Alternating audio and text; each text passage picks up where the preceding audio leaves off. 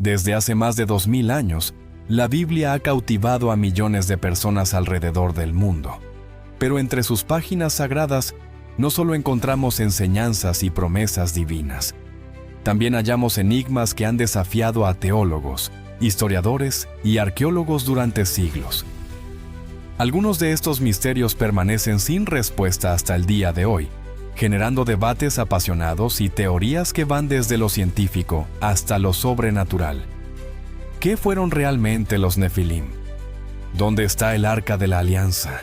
¿Qué vio el profeta Ezequiel en su visión de las ruedas? Estas son solo algunas de las preguntas que hoy intentaremos explorar, no para dar respuestas definitivas, sino para invitarte a reflexionar y formar tu propia opinión. Bienvenidos a un recorrido por los 7 misterios más inquietantes de la Biblia. Déjame advertirte desde ahora, lo que estás a punto de descubrir podría cambiar tu forma de entender las Escrituras. Prepárate para cuestionar, para sorprenderte y, sobre todo, para adentrarte en los enigmas más profundos de la palabra. Antes de comenzar, te invito a que actives las notificaciones, dejes tu like y al final del video, compartas en los comentarios cuál de estos misterios te ha impactado más. Ahora sí, empecemos. Misterio 1. Los Nefilim, los gigantes antes del diluvio. Nuestro primer misterio nos lleva al Génesis, capítulo 6, donde encontramos uno de los pasajes más enigmáticos y perturbadores de toda la Biblia. Aquí se menciona a los Nefilim, seres descritos como gigantes que habitaron la tierra en tiempos antiguos. Pero ¿quiénes eran realmente estos seres? ¿De dónde vinieron? Y lo más importante, ¿por qué su existencia ha sido motivo de tanto debate? El texto bíblico nos dice: cuando los seres humanos comenzaron a multiplicarse sobre la tierra y tuvieron hijas, los hijos de Dios vieron que las hijas de los seres humanos eran hermosas. Entonces tomaron como mujeres a todas las que desearon. Al unirse los hijos de Dios con las hijas de los seres humanos y tener hijos con ellas, nacieron gigantes, que fueron los famosos héroes de antaño. Aquí surge el primer gran interrogante. ¿Quiénes eran estos hijos de Dios? A lo largo de la historia, se han propuesto 3 interpretaciones principales. La primera sugiere que eran ángeles caídos, seres celestiales que abandonaron su naturaleza espiritual para tomar forma física y unirse con mujeres humanas.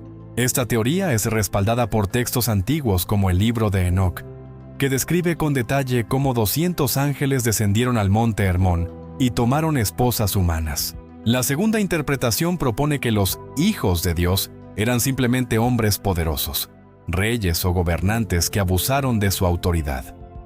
Según esta visión, el término hijos de Dios se referiría a la descendencia de Set, el tercer hijo de Adán, mientras que las hijas de los hombres serían descendientes de Caín. Esta unión habría sido problemática porque mezclaba la línea piadosa con la línea impía. Una tercera teoría, menos común pero igualmente fascinante, sugiere que se trataba de seres híbridos, ni completamente divinos ni completamente humanos, que poseían conocimientos y habilidades sobrenaturales. Pero el verdadero enigma no termina ahí. Los Nefilim son descritos como gigantes de gran estatura y fuerza sobrehumana. La palabra hebrea, Nefilim, probablemente deriva de una raíz que significa los caídos o los derribadores, sugiriendo que eran seres que inspiraban terror y dominaban mediante la violencia. El texto nos dice que llenaron la tierra de maldad, y muchos teólogos creen que su existencia fue una de las razones principales por las cuales Dios decidió enviar el diluvio universal. Lo más inquietante es que estos seres aparecen nuevamente después del diluvio. En el libro de Números, cuando Moisés envía 12 espías a explorar la tierra de Canaán, 10 de ellos regresan aterrorizados, reportando haber visto a los Nefilim. También vimos allí gigantes, hijos de Anac, raza de los gigantes, y éramos nosotros, a nuestro parecer, como langostas, y así les parecíamos a ellos. ¿Cómo pudieron sobrevivir al diluvio? ¿O acaso hubo una segunda incursión de estos seres? La Biblia no nos da una respuesta clara, y este silencio solo alimenta el misterio. Algunos sugieren que los genes de los Nefilim sobrevivieron a través de alguna de las esposas de los hijos de Noé, aunque esto contradice la narrativa de que solo la familia de Noé era justa. Otros proponen que hubo una segunda unión entre seres celestiales y humanos después del diluvio. La arqueología no ha permanecido ajena a este enigma. A lo largo de los años, se han reportado hallazgos de esqueletos de tamaño inusual en diversas partes del mundo, aunque la comunidad científica generalmente los atribuye a enfermedades como el gigantismo o a interpretaciones erróneas de restos fósiles. Sin embargo, las leyendas de gigantes no se limitan a la tradición judeocristiana. Culturas de todo el mundo, desde los titanes griegos hasta los Jotun nórdicos, pasando por las tradiciones de gigantes en América precolombina, tienen relatos similares. El misterio de los Nefilim sigue siendo uno de los más debatidos en los círculos teológicos y académicos. ¿Fueron realmente híbridos entre ángeles y humanos? ¿O simplemente hombres de gran estatura y poder que la tradición oral magnificó con el paso del tiempo? La Biblia nos presenta el enigma, pero la respuesta final queda abierta a la interpretación de cada uno. Misterio 2. El Arca de la Alianza, el tesoro perdido más sagrado. De todos los objetos mencionados en la Biblia, pocos han capturado tanto la imaginación colectiva como el Arca de la Alianza. Este cofre sagrado, recubierto de oro puro y coronado por 2 querubines, no solo representa uno de los artefactos más importantes del judaísmo antiguo, sino que su desaparición constituye uno de los mayores misterios arqueológicos de todos los tiempos. Según el libro del Éxodo, Dios mismo dio instrucciones detalladas a Moisés sobre cómo construir el arca. Debía ser hecha de madera de acacia con dimensiones específicas, 2 codos y medio de largo, codo y medio de ancho y codo y medio de alto, completamente recubierta de oro por dentro y por fuera. En su interior se guardarían las tablas de la ley con los 10 mandamientos, así como otros objetos sagrados como la vara de Aarón y un recipiente con maná. Pero el arca no era simplemente un contenedor. La tradición sostiene que era el lugar donde la presencia divina, la Shekinah, habitaba de manera especial. Era tan sagrada que solo el sumo sacerdote podía acercarse a ella, y solo una vez al año, en el día de la expiación. Los relatos bíblicos atribuyen al arca poderes extraordinarios, desde la caída de los muros de Jericó hasta la muerte instantánea de quienes la tocaban sin autorización. El arca acompañó a los israelitas durante su travesía por el desierto y finalmente fue colocada en el Sancta Sanctorum del Templo de Salomón en Jerusalén, alrededor del año 1000 a.C. Y aquí comienza el verdadero misterio. ¿Qué sucedió con ella? La última mención confiable del arca en las Escrituras se ubica durante el reinado del rey Josías, alrededor del año 600 a.C. Después de eso, simplemente desaparece del registro bíblico. Cuando los babilonios destruyeron el templo de Jerusalén en el año 586 a.C., el arca no aparece en las meticulosas listas de objetos saqueados. Es como si se hubiera esfumado. Las teorías sobre su paradero son numerosas y fascinantes. Una de las más populares, defendida por la Iglesia Ortodoxa Etíope, afirma que el arca está en Aksum, Etiopía.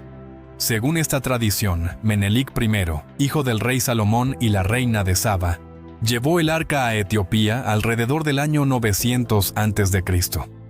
Allí, supuestamente, permanece custodiada en una capilla de la iglesia de Santa María de Sión, vigilada por un monje guardián que dedica toda su vida a protegerla. Nadie, excepto este guardián, puede verla. Otra teoría sugiere que el profeta Jeremías ocultó el arca en el monte Nebo, en la actual Jordania, antes de la invasión babilónica. El libro apócrifo de Segundo Macabeos menciona que Jeremías, advertido por revelación divina, llevó el arca a una cueva en el monte donde Moisés había contemplado la tierra prometida y la selló allí. Una tercera hipótesis, popular entre algunos arqueólogos, propone que el arca nunca salió de Jerusalén. Podría estar oculta en algún túnel secreto excavado bajo la explanada de las mezquitas, el sitio donde una vez estuvo el templo de Salomón. Sin embargo, la extrema sensibilidad política y religiosa del lugar hace imposible realizar excavaciones exhaustivas. Más recientemente, documentos desclasificados de la CIA han agregado un giro inesperado a esta búsqueda. Según archivos del proyecto Sunstreak, un programa que exploraba la visión remota, un agente afirmó haber visto psíquicamente el arca escondida en algún lugar de Medio Oriente, bajo tierra, en un lugar oscuro y húmedo. Incluso se menciona la cueva de los patriarcas en Hebrón como posible ubicación. Algunos investigadores del Instituto Base, fundado por el astronauta James Irwin, han dedicado más de 20 años a rastrear el arca en Etiopía, presentando lo que consideran evidencia circunstancial convincente. Sin embargo, ninguna teoría ha podido ser verificada de manera concluyente. El historiador Eric Klein sugiere una explicación más prosaica, que el arca fue fundida para aprovechar su oro durante alguna de las crisis financieras de Judá. Sin embargo, esto no explicaría por qué su desaparición no fue registrada, especialmente considerando su enorme importancia religiosa. El misterio del Arca de la Alianza permanece sin resolver. ¿Está escondida en algún lugar esperando ser descubierta? ¿Fue destruida hace milenios? ¿O quizás su verdadero propósito era permanecer oculta, preservando el misterio de lo sagrado? Cada teoría tiene sus defensores, pero ninguna ha logrado convencer a todos. Y mientras tanto, el cofre más sagrado de la antigüedad sigue siendo el tesoro perdido más buscado del mundo. Misterio 3. La visión de Ezequiel. ¿Ruedas celestiales o algo más? Entramos ahora en uno de los pasajes más extraños y visuales de toda la Biblia, la visión del profeta Ezequiel. Estamos en el año 593 a.C., en Babilonia, donde los judíos viven en cautiverio. Es aquí donde Ezequiel, sacerdote y profeta, tiene una experiencia que desafía toda descripción convencional. El texto de Ezequiel capítulo 1 describe una aparición que ha desconcertado a teólogos durante milenios. El profeta ve algo que viene del norte.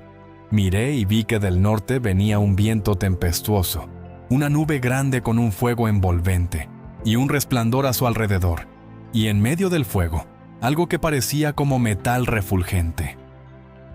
Pero esto es solo el comienzo. Ezequiel describe entonces 4 seres vivientes, que más tarde identifica como querubines, cada uno con 4 caras, de hombre, león, buey y águila. Cada ser tenía 4 alas, y sus pies eran rectos, brillando como bronce bruñido. Pero lo verdaderamente inquietante viene después, las ruedas. Y mientras miraba a los seres vivientes, vi una rueda sobre la tierra junto a cada uno de los 4 seres. El aspecto de las ruedas y su obra era semejante al color del crisólito, y las 4 tenían una misma semejanza. Su aspecto y su obra eran como rueda en medio de rueda. Ezequiel describe ruedas dentro de ruedas, perpendiculares entre sí, que podían moverse en cualquier dirección sin necesidad de girar. Pero aquí viene el detalle más perturbador. Las llantas de las 4 estaban llenas de ojos todo alrededor. Imagina eso por un momento. Ruedas gigantes, brillantes como piedras preciosas, cubiertas completamente de ojos que todo lo ven. La visión continúa. Sobre las cabezas de los seres vivientes había una expansión que brillaba como cristal, y sobre esta expansión, un trono de zafiro, y sobre el trono, una figura con apariencia humana rodeada de fuego y un resplandor como de arco iris. Ezequiel entiende que está viendo la gloria de Dios. La interpretación tradicional ve en esta visión una representación simbólica de la majestad y omnipresencia divina. Las ruedas representarían la omnipresencia de Dios, su capacidad de moverse instantáneamente en cualquier dirección. Los ojos simbolizarían su omnisciencia, nada escapa a su vista. Las criaturas con múltiples caras representarían diferentes aspectos de la creación bajo el dominio divino. Pero en las últimas décadas, esta visión ha sido reinterpretada de formas sorprendentes. Algunos investigadores de fenómenos extraterrestres han sugerido que Ezequiel pudo haber presenciado el aterrizaje de una nave espacial. Joseph Blumrich, un ingeniero de la NASA, incluso diseñó un modelo de nave espacial basándose en las descripciones de Ezequiel, argumentando que cada detalle podría corresponder a componentes tecnológicos avanzados. Las ruedas dentro de ruedas serían rotores helicoidales, los ojos serían ventanas o sensores. El ruido como de muchas aguas sería el sonido de motores. Esta interpretación, aunque fascinante, es controvertida y rechazada por la mayoría de estudiosos bíblicos serios. Sin embargo, plantea preguntas intrigantes. ¿Por qué Ezequiel sintió la necesidad de describir todo con tanto detalle técnico? ¿Por qué enfatizó que las ruedas podían moverse en cualquier dirección sin girar? Un concepto que para su época no tenía referencia tecnológica. La tradición judía tiene su propia interpretación mística. En la Cábala, esta visión se conoce como Ma'ase Merkavá, el trabajo del carro, y se considera uno de los conocimientos más profundos y peligrosos. Era tan sagrado que solo se enseñaba a estudiantes maduros y espiritualmente preparados, y nunca en público. Lo que hace esta visión particularmente inquietante es su nivel de detalle. Ezequiel no está reportando un sueño vago o una experiencia mística abstracta. Está describiendo algo que vio, con precisión casi técnica, tratando de encontrar palabras para lo que parece estar más allá del lenguaje humano. Usa constantemente frases como algo que parecía como o semejante a, como si estuviera luchando por expresar lo inexpresable. Esta visión se repite con variaciones en el capítulo 10 del libro de Ezequiel, añadiendo más detalles sobre los querubines y las ruedas, confirmando que no se trataba de una alucinación momentánea, sino de una experiencia que marcó profundamente al profeta. ¿Qué vio realmente Ezequiel? ¿Fue una revelación divina expresada en símbolos que su mente podía procesar? ¿Una experiencia mística trascendental? O quizás, como sugieren algunos, un encuentro con tecnología que estaba miles de años por delante de su tiempo. La visión de Ezequiel permanece como uno de los pasajes más enigmáticos y debatidos de toda la literatura bíblica. Un misterio que cada generación intenta descifrar según sus propios marcos de referencia. Misterio 4. El número 600. 66. La marca de la bestia. 76. La marca de la bestia. Pocos números en la historia han generado tanto temor, especulación y teorías conspirativas como el 666, conocido como el número de la bestia, aparece en uno de los libros más enigmáticos y simbólicos de la Biblia, el Apocalipsis de Juan. El pasaje en cuestión se encuentra en Apocalipsis capítulo 13, versículo 18. Aquí hay sabiduría. El que tiene entendimiento, cuente el número de la bestia, pues es número de hombre. Y su número es 666. Este versículo ha sido objeto de innumerables interpretaciones a lo largo de casi 2000 años. Pero antes de explorar las teorías, debemos entender el contexto. El Apocalipsis fue escrito por Juan de Patmos, probablemente entre finales del siglo I y principios del segundo de nuestra era, durante un periodo de intensa persecución contra los cristianos. El libro está repleto de simbolismo apocalíptico, un género literario común en esa época que usaba imágenes fantásticas y códigos para comunicar mensajes políticos o religiosos de manera velada. La bestia mencionada en el capítulo 13 es descrita como una criatura de 7 cabezas y 10 cuernos que sale del mar y que tiene autoridad sobre toda la tierra. La interpretación tradicional sostiene que el número 6, que en la numerología bíblica representa imperfección, ya que está justo debajo del 7 número de la perfección divina. Repetido 3 veces, simboliza el fracaso total de los sistemas humanos que intentan usurpar el lugar de Dios. Es la Trinidad de la imperfección, una parodia satánica de la Trinidad divina. Pero existe otra interpretación fascinante que ha ganado considerable apoyo entre los académicos: la gematría. Este es un sistema que asigna valores numéricos a las letras, común tanto en el hebreo como en el griego antiguos. Cada letra tenía un valor numérico, y sumando las letras de un nombre, se obtenía un número que podía ser usado como un código. Muchos estudiosos creen que el 666 es un código que apunta directamente a Nerón César, el emperador romano que persiguió brutalmente a los cristianos. Cuando se escribe Nerón César en caracteres hebreos y se suma el valor numérico de cada letra, el resultado es exactamente 666. Esta teoría se ve reforzada por un detalle crucial. Algunos manuscritos antiguos del Apocalipsis dan el número como 616 en lugar de 666. Y 616 es el valor numérico de Nerón César escrito en latín.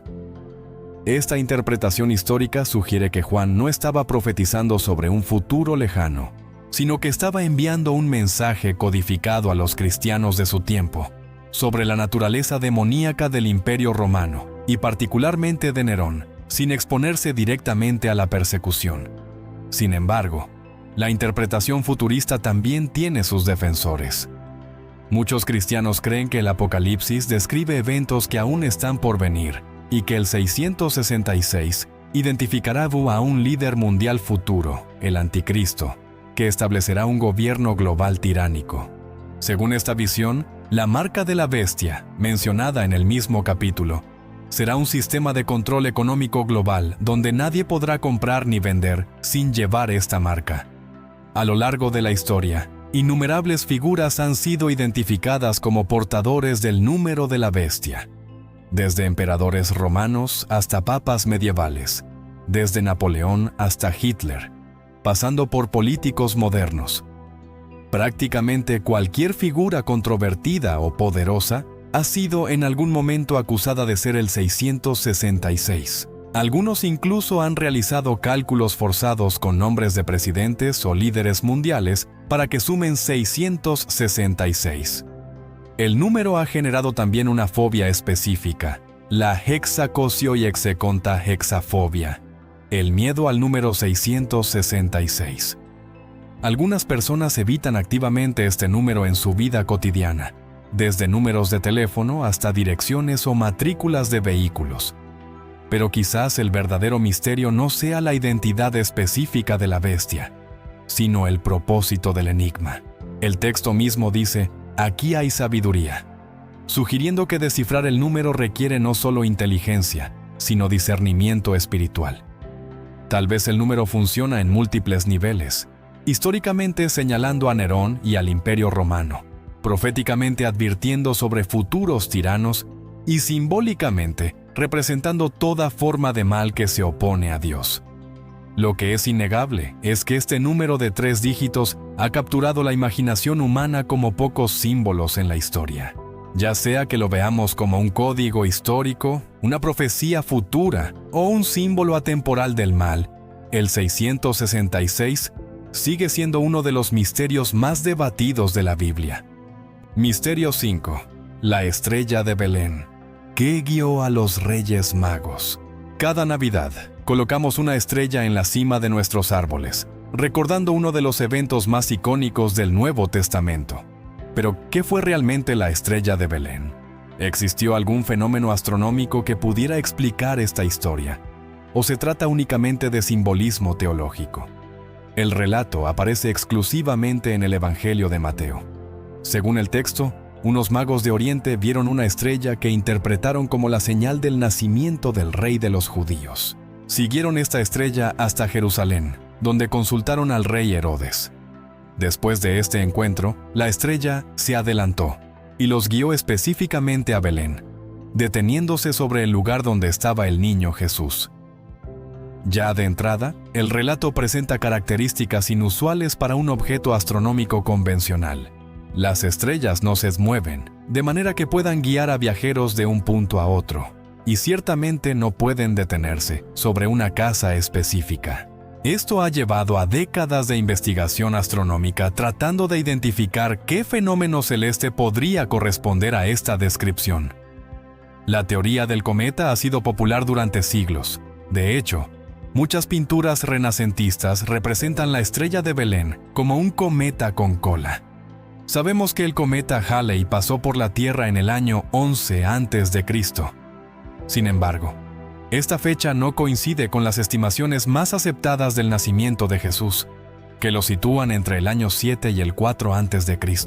Además, un cometa habría cambiado de posición con la rotación de la Tierra, lo que dificulta la idea de que pudiera servir como guía constante. Irónicamente, en la antigüedad, los cometas eran vistos como presagios de desastres, no de buenos augurios. Una segunda teoría propone que fue una nova o supernova, el nacimiento explosivo o la muerte de una estrella.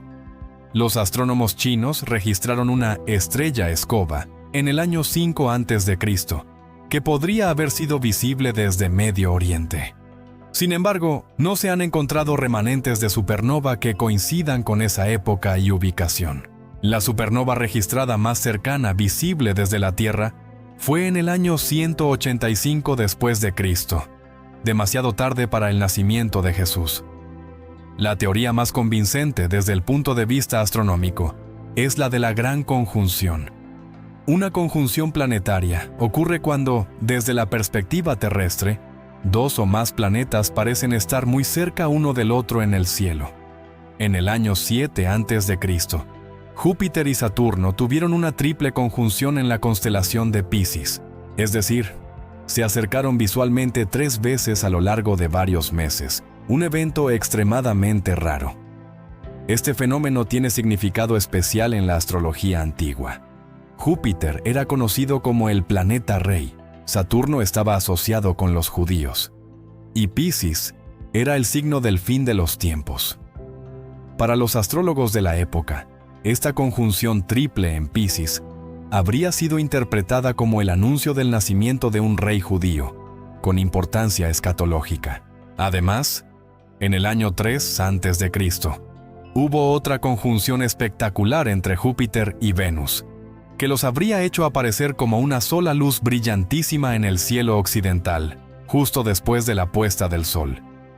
Este fenómeno habría sido visible desde cualquier punto del Mediterráneo oriental y habría sido interpretado como un signo de enorme importancia.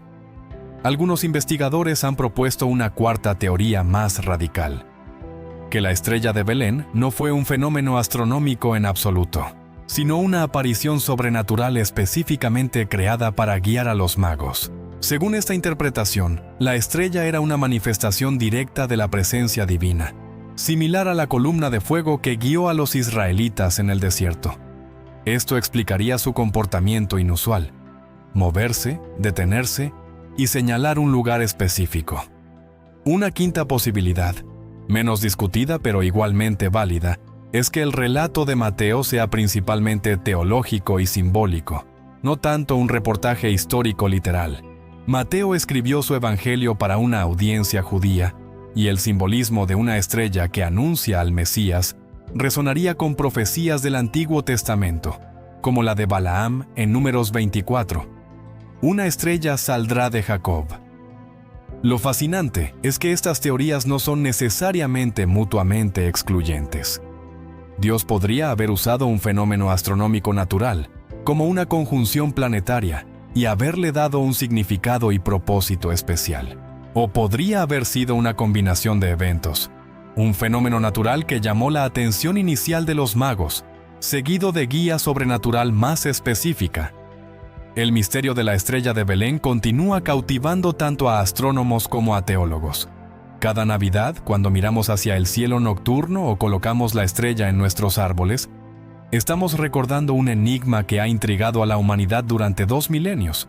¿Fue un milagro celestial, un fenómeno astronómico o ambos? La pregunta permanece abierta, invitándonos a contemplar los cielos con asombro y reverencia. Misterio 6. La conversión de Pablo. El cambio más radical de la historia. De todos los relatos de transformación personal en la Biblia, ninguno es tan dramático, tan repentino, ni tan históricamente verificable como la conversión de Saulo de Tarso, quien se convertiría en Pablo el apóstol. Este evento no solo cambió el curso de una vida, sino que transformó la historia del cristianismo. Pero, ¿qué sucedió realmente en el camino a Damasco?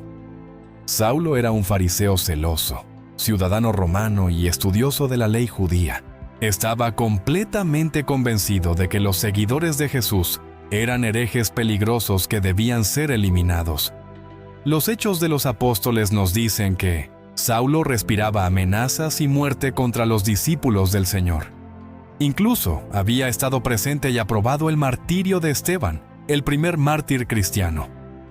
En el año 34 o 35 de nuestra era, Saulo obtuvo cartas del sumo sacerdote autorizándolo a arrestar cristianos en Damasco y traerlos encadenados a Jerusalén.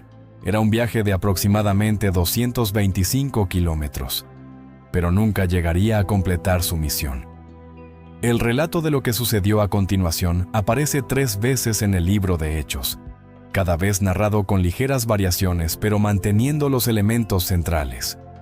Cerca de Damasco, al mediodía, una luz del cielo, más brillante que el sol, rodeó repentinamente a Saulo y sus acompañantes. Saulo cayó al suelo y escuchó una voz que le decía: «Saulo, Saulo, ¿por qué me persigues?». Cuando Saulo preguntó quién hablaba, la respuesta fue devastadora: «Yo soy Jesús, a quien tú persigues». El hombre que había dedicado su vida a erradicar el cristianismo acababa de encontrarse con el Cristo resucitado. Los acompañantes de Saulo vieron la luz y escucharon el sonido, pero no entendieron las palabras. Cuando Saulo se levantó, estaba completamente ciego. Durante 3 días, Saulo permaneció en Damasco sin ver, sin comer y sin beber, en un estado que solo puede describirse como shock espiritual profundo. Entonces, Dios envió a un discípulo llamado Ananías, quien tenía comprensibles reservas sobre acercarse al perseguidor más temido de los cristianos. Pero Dios le aseguró: «Este es un instrumento elegido por mí para llevar mi nombre ante los gentiles, los reyes y los hijos de Israel». Ananías obedeció, impuso sus manos sobre Saulo, y algo como escamas cayó de sus ojos. Saulo recuperó la vista, fue bautizado, y comenzó inmediatamente a predicar en las sinagogas que Jesús era el Hijo de Dios. La transformación fue tan radical y tan repentina que los cristianos en Damasco no podían creerlo, y los judíos quedaron tan enfurecidos que conspiraron para matarlo. Pero aquí está el verdadero misterio. ¿Cómo explicamos esta transformación? No estamos hablando de alguien que gradualmente cambió de opinión o tuvo una evolución espiritual. Saulo pasó literalmente de perseguidor a predicador en cuestión de días. Un hombre que había dedicado su vida a destruir el cristianismo se convirtió en su defensor más apasionado y en el autor de aproximadamente la mitad del Nuevo Testamento. Los escépticos han intentado explicar este evento de diversas maneras.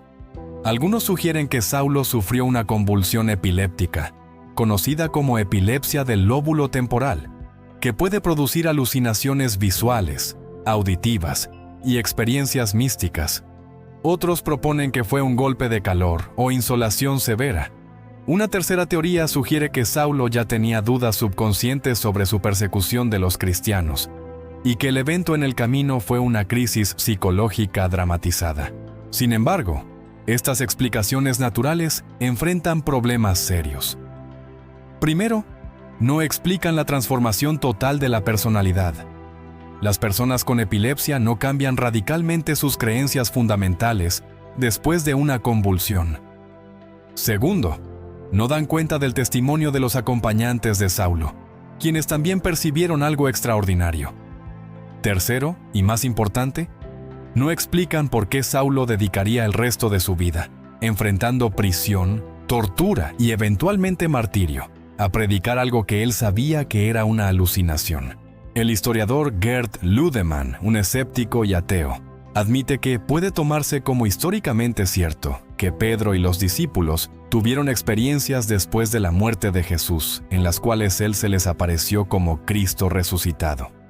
Este reconocimiento de un crítico es significativo. Lo que hace el caso de Pablo particularmente convincente como evidencia histórica es que él mismo lo menciona repetidamente en sus cartas, escritas solo 20 o 30 años después del evento. En 1 Corintios 15, Pablo enumera las apariciones del Cristo resucitado, incluyendo la suya propia. Y a diferencia de los evangelios, que fueron escritos por terceros, aquí tenemos el testimonio en primera persona del propio Pablo. Pablo no solo cambió de bando, se convirtió en el estratega más brillante del cristianismo primitivo, llevando el evangelio más allá de Judea hacia el mundo grecorromano. Fundó docenas de iglesias. Escribió cartas teológicas profundas que forman la base del pensamiento cristiano. Y finalmente fue martirizado en Roma bajo Nerón, alrededor del año 67 de nuestra era. La conversión de Pablo permanece como uno de los eventos más documentados y menos explicables de la historia antigua. ¿Fue realmente una aparición del Cristo resucitado? ¿O hay una explicación natural que aún no hemos considerado? Lo que es indiscutible es que algo extraordinario sucedió en ese camino, algo tan poderoso que transformó no solo a un hombre, sino el curso de la civilización occidental. Misterio 7. La resurrección de Jesús. El evento más verificable, o el mayor enigma, llegamos ahora al misterio más fundamental y más debatido de toda la fe cristiana, la resurrección de Jesús de Nazaret. Como dijo el apóstol Pablo, si Cristo no resucitó, vana es nuestra predicación, vana también vuestra fe. Todo el cristianismo se sostiene o cae con este evento. Pero, ¿qué evidencia tenemos? ¿Es posible examinar este reclamo desde una perspectiva histórica? Los hechos básicos son estos. Jesús de Nazaret fue crucificado bajo Poncio Pilato, gobernador romano de Judea, durante la Pascua judía, alrededor del año 30 de nuestra era. Fue sepultado en una tumba prestada propiedad de José de Arimatea, miembro del Sanedrín. 3 días después, el domingo por la mañana, la tumba fue encontrada vacía por mujeres seguidoras de Jesús.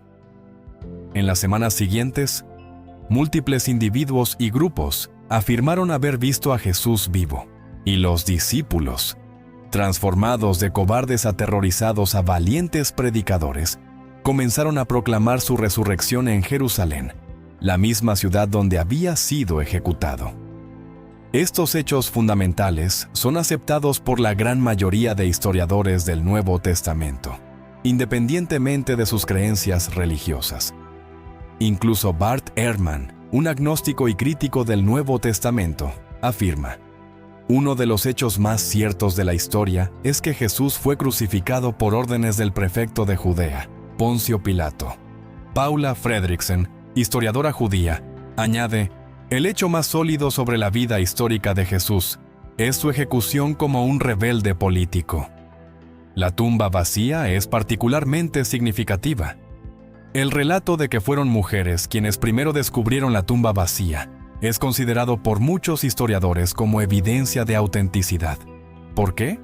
Porque en el siglo I, el testimonio de las mujeres no era considerado confiable legalmente. Si alguien estuviera inventando esta historia, habría puesto a hombres, preferiblemente a discípulos destacados, como los primeros testigos. El hecho de que los evangelios presentan a mujeres sugiere que están reportando lo que realmente sucedió, incluso cuando era embarazoso hacerlo.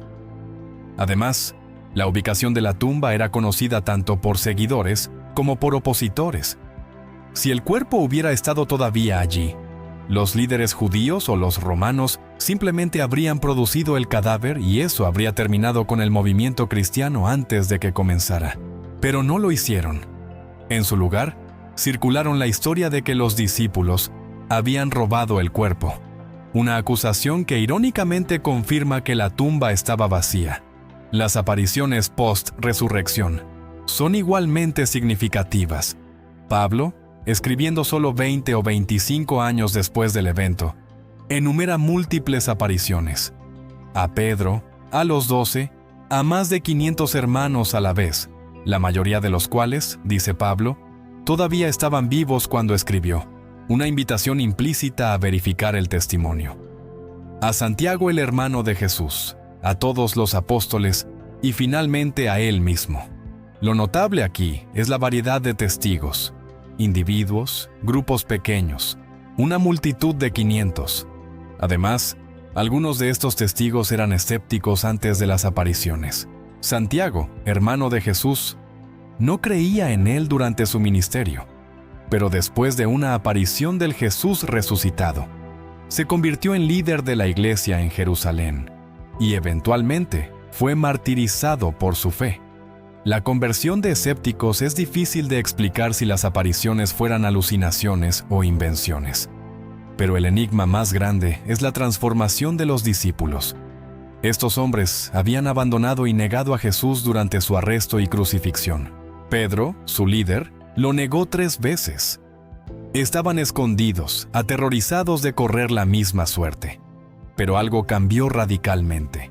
De repente, estaban en las calles de Jerusalén proclamando públicamente que Jesús había resucitado. Enfrentaron arrestos, palizas, prisión y muerte sin retractarse. Es importante notar que no murieron por una creencia religiosa abstracta o una causa noble. Murieron afirmando haber sido testigos oculares de eventos específicos. Las personas pueden morir por mentiras que creen que son verdad, pero difícilmente mueren por mentiras que saben que inventaron. Y todos estos hombres tuvieron múltiples oportunidades de salvarse, simplemente diciendo que había sido un error o un malentendido. Los escépticos han propuesto varias teorías alternativas. La más común es la teoría de la alucinación. Los discípulos, en su dolor y deseo de que Jesús estuviera vivo, tuvieron alucinaciones colectivas. Pero las alucinaciones son experiencias subjetivas individuales. No ocurren en grupos, y ciertamente no a 500 personas simultáneamente. Además, las alucinaciones no explican la tumba vacía. La teoría del desmayo propone que Jesús no murió realmente en la cruz, sino que perdió el conocimiento y revivió en la tumba. Pero esto requiere creer que Jesús, después de ser flagelado, crucificado, atravesado con una lanza y dejado sin comida ni agua durante 3 días en una tumba fría, de alguna manera recuperó la fuerza para mover una piedra de 2 toneladas, vencer a los guardias romanos, caminar varios kilómetros con heridas graves y convencer a sus discípulos de que había conquistado la muerte. La teoría es médica e históricamente implausible. La teoría del robo del cuerpo sugiere que los discípulos robaron el cadáver y fingieron la resurrección, pero esto no explica por qué luego murieron por lo que sabían que era una mentira, ni cómo un movimiento basado en el fraude pudo transformarse en la fuerza moral y espiritual que cambió el mundo. La explicación que mejor se ajusta a todos los datos históricos es que los discípulos creían genuinamente haber visto a Jesús resucitado, porque realmente lo vieron. Como dijo el historiador N. T. Wright, la resurrección de Jesús es la mejor explicación histórica del por qué el cristianismo llegó a existir, por qué los discípulos transformaron sus vidas tan radicalmente y por qué estaban dispuestos a morir por su testimonio.